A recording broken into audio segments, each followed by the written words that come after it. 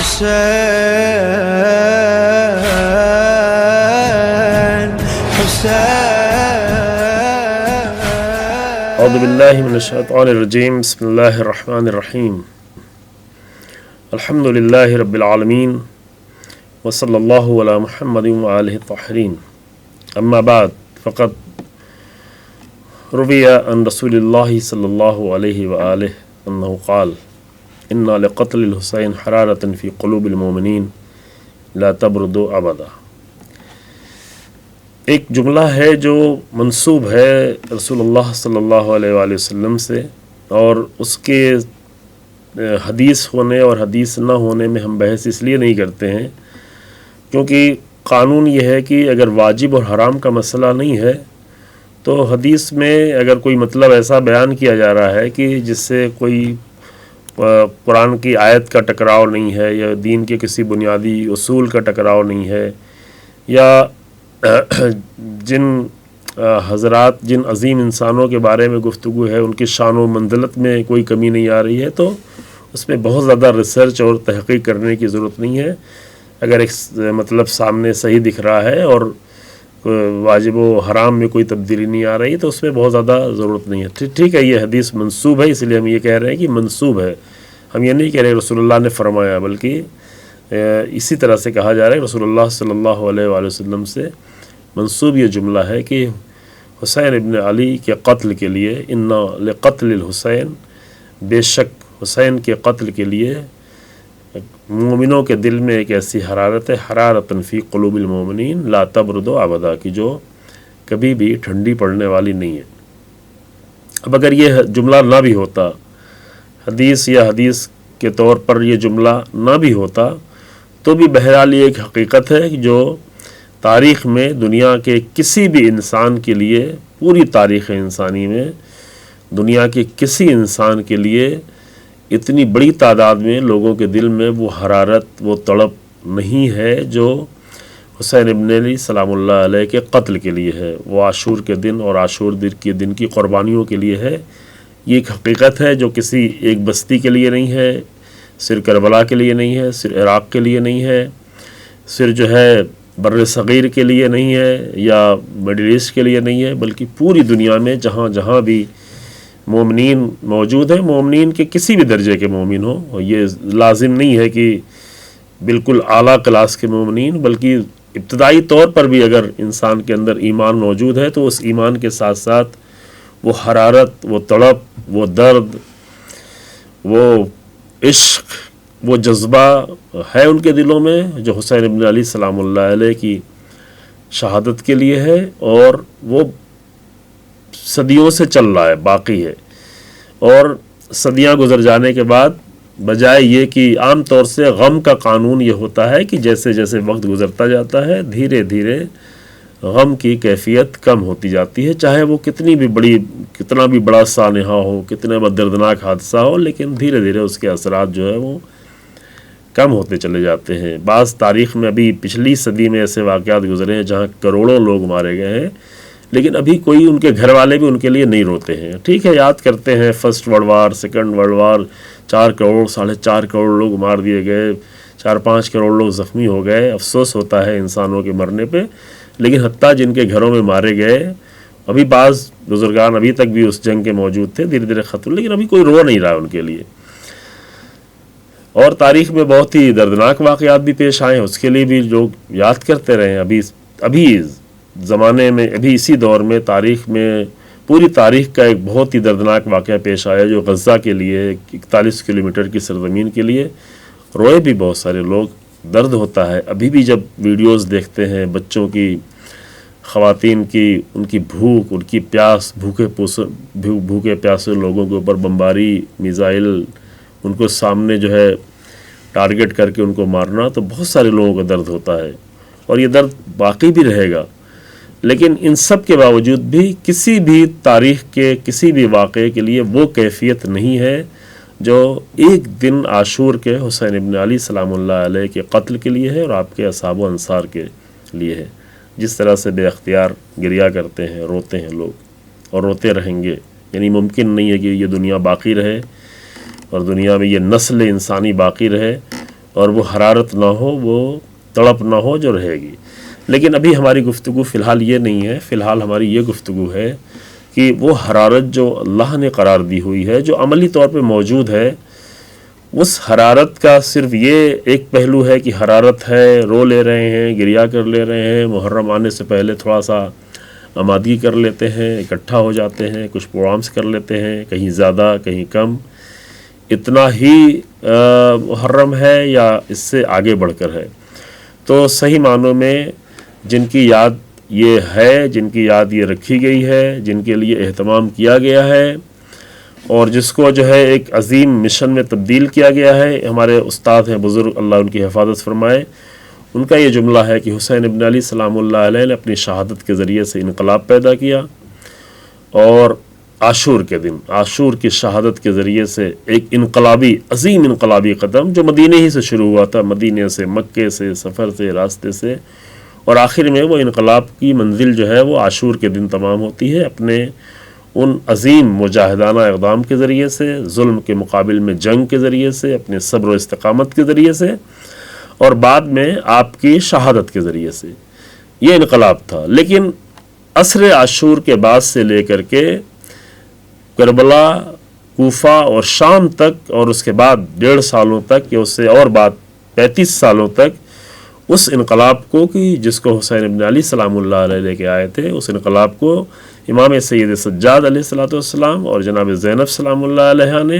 اس کو ایک مومنٹ میں تبدیل کر دیا. ایک انقلاب کو، وقتی انقلاب کو ایک مومنٹ میں تبدیل کر دیا، ایک تحریک بنا دیا. اور اسی تحریک کے لیے ان کو لایا گیا تھا، اسی تحریک کے لیے امام سید سجاد کو بچایا گیا تھا، یعنی اللہ کی طرف سے بچایا گیا تھا. اللہ کی طرف سے اہتمام تھا کہ اتنی شدید بیماری کا شکار ہو جائیں کہ جنگ کرنا ممکن نہ رہ جائے. اور یہ کہ اللہ کی طرف سے یہ طے تھا کہ جو امام صلی اللہ علیہ وسلم پہلے فرما چکے تھے کہ ان اللہ شاء ان یراہن السبایا، کہ اللہ چاہتا ہے کہ انہیں اسیر دیکھے. اس وقت جب کسی نے سوال کیا کہ آپ کیوں جا رہے ہیں، کہا کہ ان اللہ شاء ان یرانی قتیلا، اللہ چاہتا ہے کہ میں قتل کیا جاؤں، میں مقتول ہوں، میں مقتل میں جاؤں. تو لوگوں نے حیرت سے کہا کہ ٹھیک ہے، جب آپ کو قتل ہی ہونا ہے اور یقینی ہے آپ کے لیے، آپ جانتے ہیں، تو بیویوں کو لے کے کیوں جا رہے ہیں؟ تو وہاں پہ فرمایا ان اللہ شاء ان یراہن سبایا، اللہ یہ چاہتا ہے کہ انہیں اسیر دیکھے. وہ تو کیوں اسیر دیکھے؟ اسیر اسی لیے دیکھے تاکہ اتنا عظیم انقلاب ختم نہ ہو جائے. کربلا کی سرزمین میں آنے والا انقلاب وہ کوفہ اور شام کے حکومتی کوششوں اور پروپیگنڈوں کے ذریعے سے اسے نابود نہ کر دیا جائے. اس عظیم خون کو اور اس عظیم قربانی کو کربلا کی زمین پر دفن نہ کر دیا جائے. اس کے لیے اتنی بڑی قربانی دی گئی، جو اس قربانی سے بھی بڑی قربانی ہے. عام طور سے قربانی ہم یہ سمجھتے ہیں کہ جہاں جان دے دی جائے، اور ایک دن میں اتنے عظیم لوگوں کی جان دینا یہ تاریخ کی بڑی قربانی ہے، جو رسول اللہ کی قربانی ہے، جو امیر المومنین کی قربانی ہے، جو اسلام کی بڑی قربانی ہے. لیکن اس سے بھی بڑی قربانی دی گئی رسول اللہ کے گھرانے میں. وہ قربانی تھی کہ رسول اللہ کی نواسیاں، رسول اللہ کی بیٹیاں، جن کو رسول اللہ کی بیٹی بنات رسول اللہ کہہ کر خطاب کیا جاتا تھا، رسول اللہ کی ان نواسیوں کو بازاروں میں جانا پڑا، درباروں میں جانا پڑا. لیکن یہ دربار میں جانا کس لیے تھا؟ امام کو پہلے سے معلوم تھا. جب یہ معلوم تھا کہ دربار میں جانا تو نہیں لے آتے. کوفے میں، مکے میں کوئی ایسا خطرہ نہیں تھا، مدینے میں جان کے پیاسے تھے، لیکن دربار و بازار کا مسئلہ نہیں تھا. لیکن یہ لانا اس لیے ضروری تھا کہ انقلاب ختم نہ ہو جائے، انقلاب کو ایک مومنٹ میں تبدیل کیا جائے، انقلاب کو ایک عظیم تحریک، ایک قیامت، ایک عظیم تحریک بنا کر جو ہے دنیا کے سامنے پیش کیا جائے. لہذا اتنے بڑے مقصد کے لیے جناب زینب سلام اللہ علیہ اور آپ کے ساتھ بیویوں نے اتنی عظیم قربانیاں دیں. لیکن یہ دوسرا مرحلہ تھا. تیسرا مرحلہ یہ تھا کہ اس کے بعد امام محمد باقر علیہ السلام، امام جعفر صادق علیہ السلام سے لے کر کے خاص کر امام رضا علیہ السلام تک، بعد میں تھوڑا حالات مختلف ہو گئے تھے، سخت ہو گئے تھے، لیکن سلسلہ وہ بھی جاری رہا. لیکن پانچویں امام باقر علیہ السلام سے لے کر کے امام رضا علیہ السلام تک، اور پھر اس کے بعد تھوڑا کم مقدار میں، لیکن ان تمام ائمہ نے اس انقلاب کو، کہ جس کو امام سید سجاد اور جناب زینب نے مومنٹ میں تبدیل کیا تھا، بعد کے ائمہ نے اس مومنٹ کو ایک عظیم آئیڈیالوجی میں تبدیل کر دیا. ایک عظیم آئیڈیالوجی, ایک ایسی آئیڈیالوجی جو ظاہر ہے کہ 200 سالوں میں یہ آئیڈیالوجی تیار ہوئی ہے. کربلا کے واقعے کے بعد سے سن 61 ہجری سے لے کے 260 ہجری تک ائمہ اہل بیت علیہ السلام نے اس کو آئیڈیالوجی کی شکل میں بنا کر پیش کیا. عام طور سے لوگ جب روایات سنتے ہیں گریے کے بارے میں, امام صلی اللہ علیہ وسلم کی زیارت کے بارے میں, تو فقط وہی سمجھتے ہیں کہ ایک زیارت ہے, ایک ثواب کا کام ہے, گریہ ایک ثواب کا کام ہے. لیکن نہیں, اسی گریہ, اسی زیارت, اسی اہتمام کو اور وہ ذکر کو اور اس ذکر کے جو پہلو تھے اور جو عمل تھا ائمہ اہل بیت علیہ السلام کا, اس کے ذریعے سے ائمہ اس تحریک کو, اس مومنٹ کو ایک آئیڈیالوجی میں تبدیل کر رہے ہیں. تو جو تبدیل ہوا, اب جو آج ہماری یہاں پہ تھوڑی سی گفتگو ہے اور 2-4 گفتگو اور بھی انشاءاللہ کی جائے گی کہ وہ آئیڈیالوجی جو اتنی محنت سے, اتنی قربانیوں کے ساتھ بنائی گئی, اور اہل بیت علیہ السلام کے ائمہ کو قتل بھی اسی لیے کیا گیا کہ ان کی نگاہوں میں کربلا تھی ہمیشہ. بھئی اور درباروں سے تو لوگوں کو پیسے ملتے تھے, تھیلیاں ملتی تھے, سونے چاندی کے سکے ملتے تھے, اچھے لباس ملتے تھے, درباری لباس ملتے تھے, لیکن اہل بیت کو زہر ملتا تھا, اہل بیت کو قتل کیا جاتا تھا. 25 سال میں ائمہ کو قتل کیا, 25 سال میں, 28 سال کی عمر میں رسول اللہ کے فرزندان اور ائمہ اہل بیت علیہ السلام کو قتل. کس لیے قتل کیا گیا؟ اس لیے تھوڑی نہیں قتل کیا گیا کہ وہ نماز کے کچھ مسائل بیان کر رہے تھے, روزے کے مسائل بیان کر رہے تھے, حج اور زکوٰۃ اور خمس کے مسائل بیان کر رہے تھے, بلکہ اس لیے قتل کیا گیا کہ وہ کربلا کے عظیم انقلاب کو اور کوفہ و شام کی عظیم تحریک کو ایک ظلم کے خلاف ایک آئیڈیالوجی بنا کر پیش کر رہے تھے. یہ ظالموں کے لیے اور بادشاہوں کے لیے اور حاکموں کے لیے بہت ہی سخت تھی, وہ اسے قبول نہیں کر سکتے تھے. لیکن وہ قتل ہوتے رہے, لیکن اس مشن کو نہیں چھوڑا, ایک عظیم آئیڈیالوجی بنا کے پیش کیا. اب پھر بعد میں مسئلہ یہ پیدا ہوا کہ غیبت کے بعد, غیبت صغریٰ کے بعد دھیرے دھیرے حالات ایسے بنتے گئے, لوگ مارے جاتے رہے, زندانوں میں رہے, حکومتوں کا اثر رہا, کہیں حکومتیں آئیں, کہیں گئیں, اور کہیں کہیں کوتاہیاں رہیں. ممکن ہے کہ صاحبان علم کی طرف سے بھی کچھ کوتاہیاں رہی ہوں کہ دھیرے دھیرے ایک بڑی چیز دھیرے دھیرے ایک رسم میں تبدیل ہوتی گئی, ایک ثواب کے عمل میں تبدیل ہوتی گئی کہ یہ سب چیزیں اچھی ہیں, بہت اچھی ہیں, ثواب کے لیے بھی ہے, لیکن یہ کربلا سے اس سے حق نہیں ادا ہوتا. اس مومنٹ اور اس تحریک اور اس آئیڈیالوجی کا حق فقط ثواب کی حد تک سمیٹ دیا ہے, وہ نہیں ادا ہوتا. دھیرے دھیرے یہ صورتحال پیدا ہوتی چلی گئی. لیکن پھر ایک ایسا دور آیا, اور الحمدللہ ایسا دور جس میں ہم ابھی زندگی گزار رہے ہیں. امام خمینی رحمۃ اللہ علیہ نے اپنے انقلاب کے ذریعے سے اس آئیڈیالوجی کو, وہ جو ائمہ کی میراث تھی, وہ جو 200 سالہ میراث تھی کربلا کے واقعے کے بعد, اس آئیڈیالوجی کو مضبوط طریقے سے پھر آ کر پیش کیا, جو صرف ممبروں کی حد تک یا فرش ازا کی حد تک یا محرم و سفر کی چند مجلسوں کی حد تک نہیں, بلکہ انسانی زندگی میں, انسانی حکومت میں, سماج میں, معاشرے میں ظلم کے مقابل میں کھڑے ہونے میں, عالمی ظالموں کے مقابل میں اپنی آواز بلند کرنے کے لیے کربلا کی آئیڈیالوجی کو امام خمینی رحمۃ اللہ علیہ نے پھر احیا کیا, ایک نئی زندگی دی. یہ بہت ہی عظیم کارنامہ تھا امام امت کا, امام روح اللہ خمینی کا, جو انہوں نے انجام دیا. اور انجام دینے کے ساتھ ساتھ اسی بنیاد پر پھر تربیت کی اپنے شاگردوں کی, اپنے مجاہدین کی, قربانی دینے والوں کی. اور لوگوں نے دیکھا تاریخ میں, ابھی آپ میں سے بہت سارے لوگ جب دیکھیں گے تو شاید اس میں سے بہت سارے جوان ہیں, انہوں نے دیکھا ہی نہیں ہے وہ زمانہ, اور کچھ پڑھا ہوا ہے لیکن پڑھنا اور ہوتا ہے. اب جیسے ابھی جو واقعات چل رہے ہیں ایران کے پچھلے 2 مہینے 2.5 مہینے سے, یہ 20 سال بعد بھی لوگ تاریخ میں جا کے کتاب میں پڑھیں گے, ویڈیوز دیکھیں گے, لیکن 20 سال بعد پڑھنا اور ہوتا ہے, اور ابھی اپنے زمانے میں اس کو دیکھنا, محسوس کرنا وہ اور ہوتا ہے. تو اس زمانے میں جو لوگ تھے وہ محسوس کر رہے تھے کہ کیسے ایک قوم تبدیل ہوتی ہے, کیسے جوان تبدیل ہوتے ہیں, کیسے سڑکوں پر, بازاروں میں, لوگوں میں کیسے انقلاب آتا ہے. وہ سب امام خمینی رحمۃ اللہ علیہ کے ذریعے سے آیا وہ سب کچھ. لیکن کس طرح سے آیا؟ ان اصولوں کی بنیاد پر جو قرآنی تھے, جو الہی تھے, جس کو کربلا کی عظیم حرکت اور کربلا کی عظیم تحریک سے لیا گیا تھا. اس لیے وہ جملے مشہور ہیں کہ کربلا ہی سے سب کچھ ہے، سید الشہداء کی ساری میراث ہے. امام خمینی رحمۃ اللہ علیہ کہ ہر چہ داریم از محرم و سفر داریم، محرم و سفر سے ہمارے پاس جو کچھ بھی ہے وہ محرم و سفر سے ہے، جو کچھ بھی ہے وہ سید الشہداء سے ہے. وہ اس وقت دیکھا گیا. پھر اس کو دھیرے دھیرے لوگوں نے محسوس کیا کہ اتنی بڑی تحریک اور آئیڈیالوجی کا کتنا بڑا اثر ہو سکتا ہے. لیکن سمجھدار لوگ اس کو سمجھ رہے تھے، پڑھے لکھے لوگ زیادہ سمجھ رہے تھے، گہرائیوں میں جانے والے لوگ سمجھ رہے تھے. لیکن ابھی اس سال جو ہم جس دور میں زندگی گزار رہے ہیں، اور ابھی جو یہ محرم ہے، اس سال کے محرم شاید پچھلی تمام صدیوں کے محرم سے بہت ڈیفرنٹ ہونے والا ہے. اور اگر نہیں ہو تو تعجب ہے، ہونا ایک نارمل سی چیز ہونا چاہیے.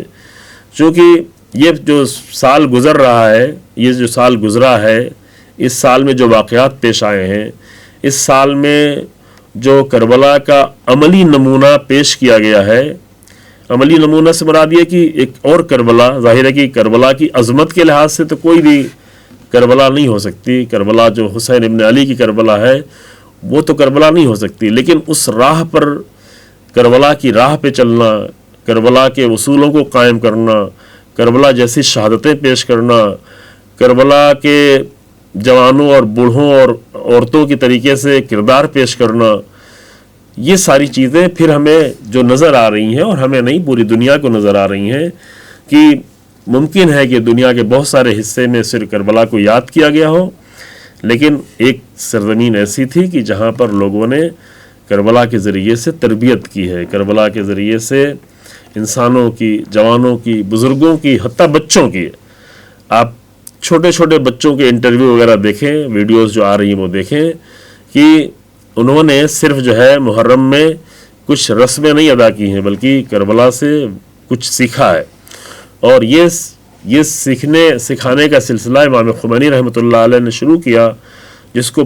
بھرپور طریقے سے پوری قوت کے ساتھ رہبر انقلاب نے آگے بڑھایا. میں جو یہاں پر اردو زبان میں گفتگو کر رہا ہوں آپ کی خدمت میں، اور جو لوگ سن رہے ہیں، وہ اس لیے کر رہا ہوں کہ بر صغیر جو ہمارا ہے، بر صغیر سے مراد یہی ہندوستان، پاکستان، بنگلہ دیش، یہ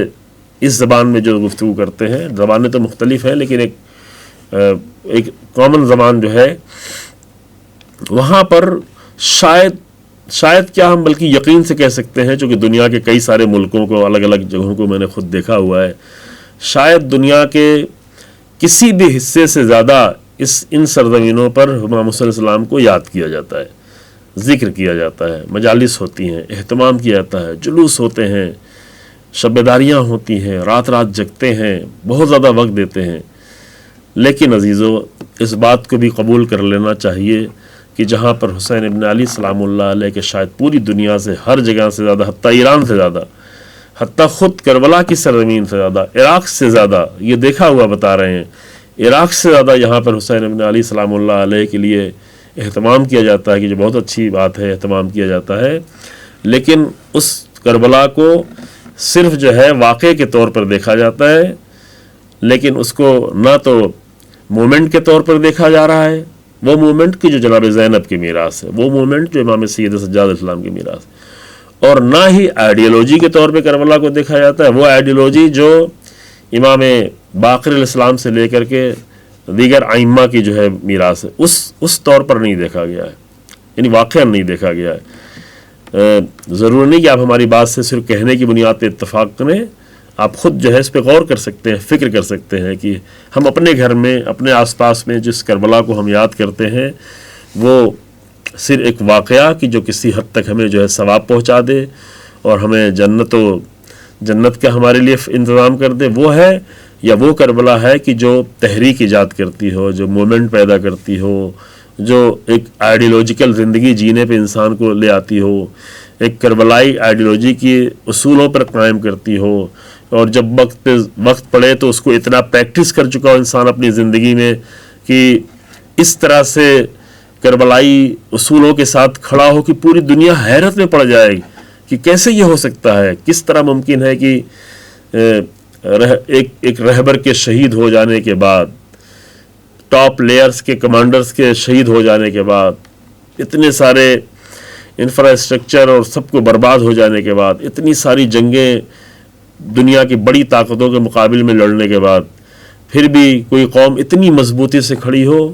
یہ اسی وقت ممکن ہو سکتا ہے جو یہ جانتا ہو کہ عصر عاشور تک تمام شہداء کی شہادت کے بعد، اصحاب کی شہادت کے بعد، انصار کی شہادت کے بعد، بنی ہاشم کے شہید ہو جانے کے بعد، جوانوں بھائیوں کی شہادت کے بعد، خود حسین ابن علی کی شہادت کے بعد درد بہت تھا، خیمے جل رہے تھے، لیکن جناب زینب کے قیام میں اور ذمہ داریوں میں اور اپنے پیغام کو پہنچانے میں ذرہ برابر بھی کمی نہیں، بلکہ اور بھی زیادہ قوت کے ساتھ اور بھی زیادہ مضبوطی کے ساتھ کہ یہ اثر ہوتا ہے، شہادتوں کا یہ اثر ہوتا ہے کہ انسان زیادہ ذمہ دار ہو جاتا ہے۔ اب یہ دنیا کے لوگ احمق ہیں، خاص کر امریکہ کے لوگ تو بہت ہی زیادہ احمق ہیں کہ جو یہ سمجھتے ہیں کہ ہم زیادہ لوگوں کو مار لیں گے تو زیادہ وہ کمزور ہو جائیں گے۔ نہیں، بلکہ جتنے زیادہ لوگوں کو ماریں گے لازمی طور پر ان کی ذمہ داریاں، بچے ہوئے لوگوں کی ذمہ داریاں اور بڑھ جائیں گی، وہ اور زیادہ قوت محسوس کریں گے،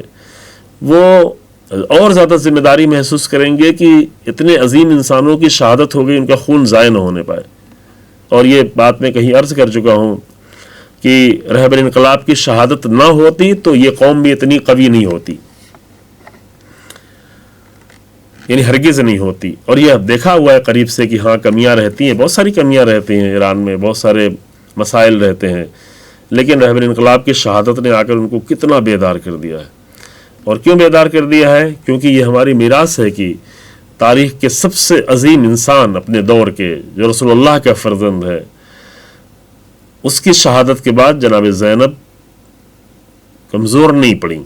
ذرہ برابر بھی۔ درد ہونا الگ مسئلہ ہے، غم ہونا ایک الگ مسئلہ ہے۔ عام طور سے دونوں کو ایک ساتھ جوڑ دیا جاتا ہے کہ جہاں درد ہوگا وہاں کمزوری بھی ہوگی، نہیں، بلکہ درد کبھی کبھی انسان کو اور زیادہ مضبوط کر دیتا ہے، غم انسان کو کہیں زیادہ مضبوط کر دیتا ہے۔ نہ حماس کمزور ہوا، یہ پورا حساب لگایا ہوا تھا، لیکن یہ باطل کیلکولیشن ہے، جو کہ یہ کیلکولیشن ہی جو ہے اس کی بنیادیں باطل ہیں کہ بھئی ہم نے لبنان میں اتنے سارے لوگوں کو مار دیا، اتنا زیادہ پیجر اور واکی ٹاکی کے ذریعے سے اتنے لوگوں کو زخمی کر دیا تو کمزور ہو گئے، لیکن یہ نہیں سمجھتے کہ جب ذمہ دار لوگ ہوتے ہیں تو درد انہیں اور بھی زیادہ قوی کر دیتا ہے، تکلیفیں انہیں اور بھی زیادہ مضبوط کر دیتی ہیں۔ اور وہ دیکھا گیا، وہ دیکھ کے ہم ابھی کیا دیکھنا چاہتے ہیں؟ ہم یہ دیکھنا چاہتے ہیں کہ یہ مسئلہ کربلا تو صرف ایرانیوں کی میراث نہیں ہے، یہ بنیادی مسئلہ ہے۔ کربلا تو صرف ایران والوں کے لیے نہیں ہے، کربلا تو صرف لبنان کے لیے نہیں ہے، جتنا ایران کے لیے ہے اتنا ہی زیادہ عراق کے لیے۔ ایسا بھی نہیں کہ عراق کے لیے زیادہ ہو کہ عراق میں چونکہ کربلا ہے لہذا عراق کے لیے زیادہ ہو، لیکن عراق میں بہت ساری کوتاہیاں نظر آتی ہیں، وہ ان کی بھی جس طرح ایران کی میراث ایران کے لیے میراث ہے کربلا، چونکہ یہ اسلام کی میراث ہے، یہ رسول اللہ کی میراث ہے، یہ حضرت زہرا کے فرزند کی میراث ہے، امیر المومنین کی میراث ہے، سب کے لیے ہے، تمام امت مسلمہ کے لیے ہے۔ جتنا ایران کے لیے ہے اتنی عراق کے لیے بھی ہے، ہونا تو اتنا سعودی عرب کے لیے بھی چاہیے، اتنا تو قطر کے لیے بھی چاہیے، لیکن نہیں ہے تو ٹھیک ہے، وہ نہیں لینا چاہتے، وہ جو بھی چاہیں اپنے زندگی ہوا و ہوس کی جینا چاہیں، لیکن بر صغیر کے لوگ، ہم لوگ یہاں کے شیعہ اور سنی سب، کربلا تو صرف شیعوں کی میراث نہیں ہے، کربلا جتنا شیعوں کے لیے ہے اتنی اہل سنت کے لیے ہے، کیونکہ رسول اللہ کے فرزند ہے، رسول اللہ کا فرزند حسین ابن علی جتنا شیعوں کے لیے ہے اتنی اہل سنت کے لیے بھی ہے۔ تو کربلا کو صرف جو ہے کچھ رسموں میں کیوں سمیٹ دیں اور اس پہ بہت خوش ہو جائیں کہ کچھ رسمیں ادا کرنی، خاص کر اس واقعے کے پیش ہونے کے بعد 2026 کی کربلا، 2026 کے